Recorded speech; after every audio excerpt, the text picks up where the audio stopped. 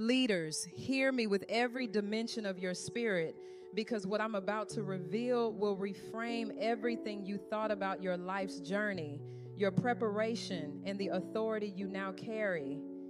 Every true leader is forged through one of two divine paths, and understanding which path shaped you is the key to stepping fully into the assignment you were born to steward. Some of us were shaped through purity and preservation, like Joseph or Daniel, guarded, hidden, restrained from birth for a purpose that felt too heavy to explain.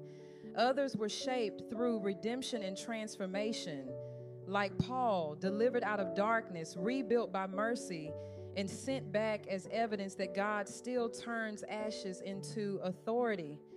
Both paths are holy. Both are necessary. Both reveal how God raises his leaders. But the road you took defines the kind of oil you carry, the kind of authority you walk in, and the kind of people you are uniquely equipped to lead. If you came through the path of preservation, you have known divine restraint in ways that most people will never understand. God placed invisible fences around your life early on. You couldn't go where others went. You couldn't fit where others fit. You couldn't connect with who others connected with. And for years, you thought something was wrong with you. You thought you were being excluded, rejected, left out, but you weren't excluded by accident. You were preserved by intention. You thought you were missing out, but you were being marked. You didn't suffer because you rebelled. You suffered because you were set apart. While others seemed to live freely, running wild, experimenting, exploring, you lived under heaven's boundaries. And every time you tried to break free, every time you tried to step outside those lines, something pulled you back. Not because you were weak, but because you were chosen. The path of preservation is lonely because it requires discipline before destiny. It requires character development in the hidden place. It requires you to steward purity when no one is watching, when no one is applauding, when no one even knows your name. God tightens your parameters to keep your purity intact. He limits exposure to protect elevation. He guards your heart so you can lead from integrity later. He keeps you in the secret place so that when you step into the public place, you are not corrupted by it. You carry the anointing of those who were hidden for years while God built their character in silence. You carry the authority of someone who learned obedience when it cost you everything, when it isolated you, when it made you feel like you were the only one living this way. And now, as you step into leadership, you realize why. Because God was not punishing you. He was preparing you. He was not withholding from you. He was protecting you. He was not keeping you small. He was keeping you pure so that when the door opened, when the platform came, when the influence increased, you would not be destroyed by it. Psychologically, this path creates leaders with high internal discipline, strong boundaries, and an acute sensitivity to compromise. You can smell dysfunction from a mile away because you were trained to avoid it. You can discern misalignment quickly because you were conditioned to stay aligned. You don't just teach holiness, you embody it. You don't just talk about consecration, you live it. And that makes you a standard in a generation that has normalized compromise. Your life is not a statement, it is a living epistle. You are proof that it is still possible to walk in purity, to lead with integrity, to build with clean hands and a pure heart. Your assignment is to lead with clarity and conviction, to model consistency and consecration in a world that celebrates shortcuts and sells out for visibility.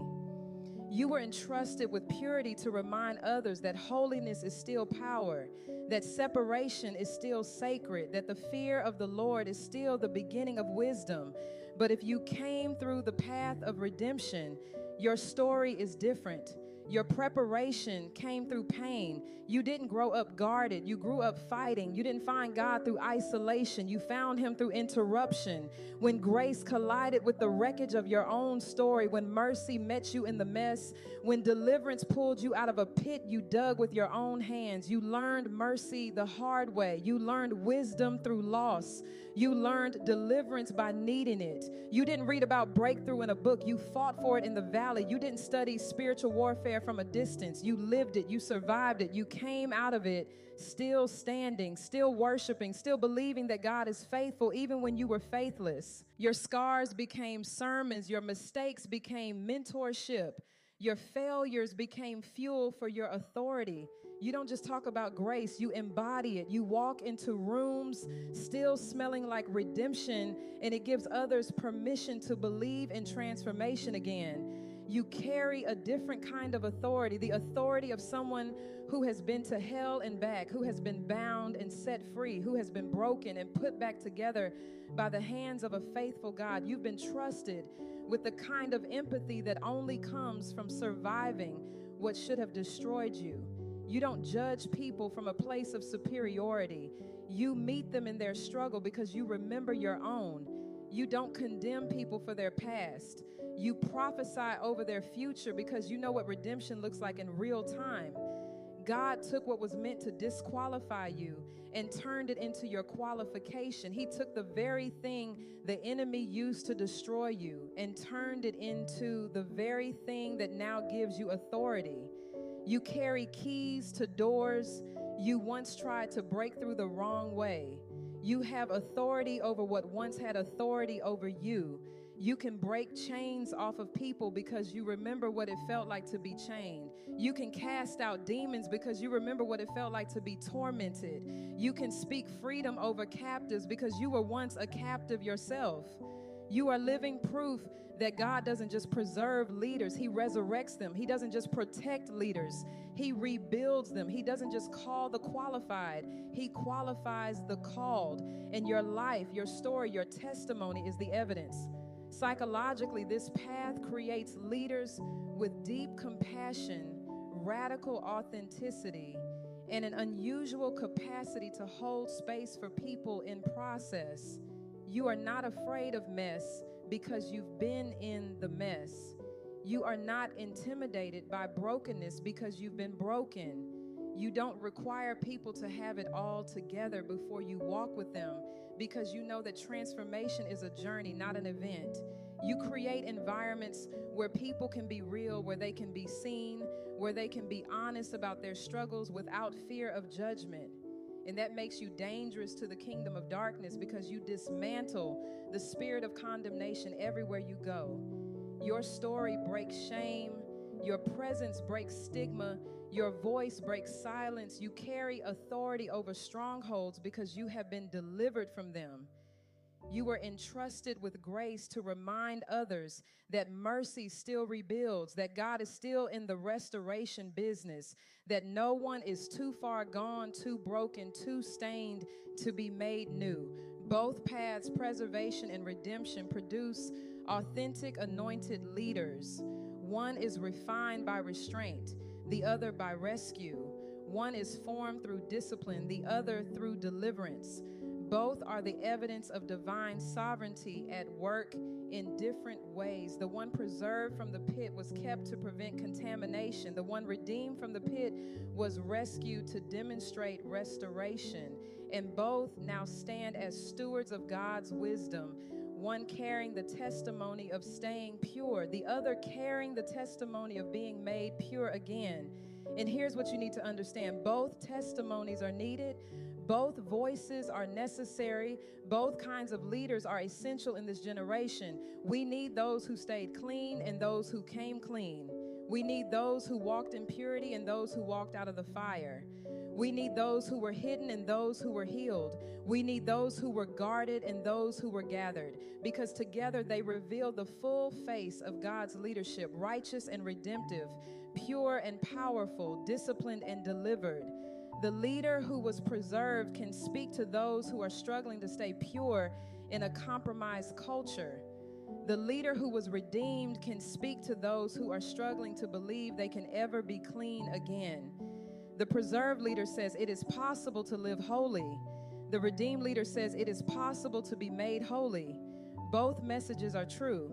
Both messages are needed. Both leaders carry oil that the body of Christ desperately needs.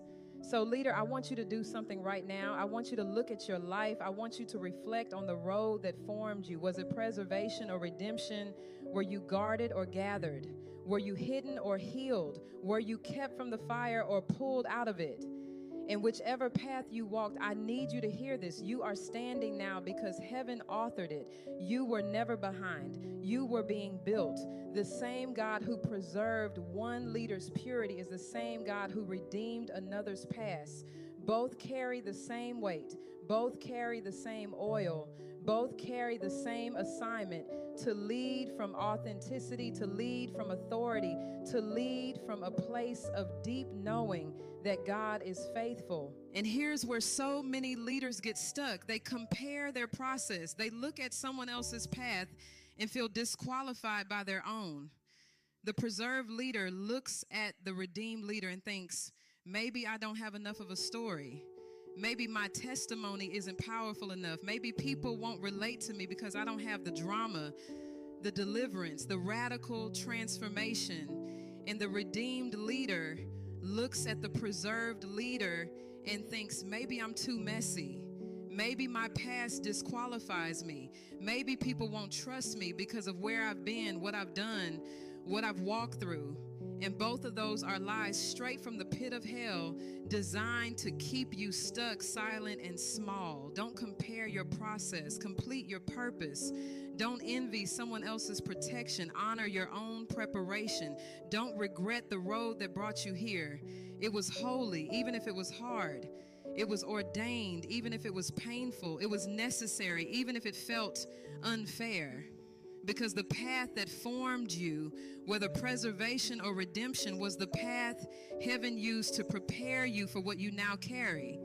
And what you carry is not just for you, it's for the generations coming behind you. It's for the leaders you are raising. It's for the cycle breakers who need to see that it's possible, that it's worth it, that God is faithful. You are the product of divine design. Whether you were kept from the pit or pulled out of it, both prove one truth. You were chosen before the foundation of the world, and nothing in your story disqualified you from that choosing. Not your purity, not your past, not your preservation, not your redemption. God knew exactly what he was doing when he formed you. He knew exactly what kind of leader you would become. He knew exactly what kind of oil you would carry. And he has been strategically, intentionally, deliberately preparing you for this moment, for this assignment, for this generation. So stand tall, leader. Walk in authority and steward your path with gratitude. Stop apologizing for your story. Stop shrinking because of your past. Stop minimizing your preparation because it looked different than someone else's. Your path was not a mistake. It was a mandate. Your process was not wasted. It was purposeful. Your pain was not pointless. It was preparation. And now you stand as a living testimony that God is faithful, that he is sovereign, that he is intentional, and that he never wastes anything. If you were preserved, step into your assignment with confidence. Lead with clarity. Lead with conviction. Model what holiness looks like in a generation that has forgotten. Be the standard. Be the example. Be the proof that it is still possible to walk in purity and power at the same time. If you were redeemed, step into your assignment with boldness. Lead with compassion. Lead with courage. Break shame off of people everywhere you go. Be the evidence that God still rebuilds, still restores, still redeems. Be the voice that says you are not too far gone. You are not disqualified. There is still hope for you. Both of you are needed. Both of you are anointed. Both of you carry authority. Both of you are the answer to someone's prayer. So stop hiding, stop shrinking, stop waiting for permission. The world is not waiting for a perfect leader. The world is waiting for an authentic leader. And whether your authenticity comes from preservation or redemption, it is exactly what this generation needs. So step into it, own it, steward it, and watch what God does through a leader who finally understands that their path, their process, their preparation was never a mistake. It was always the plan.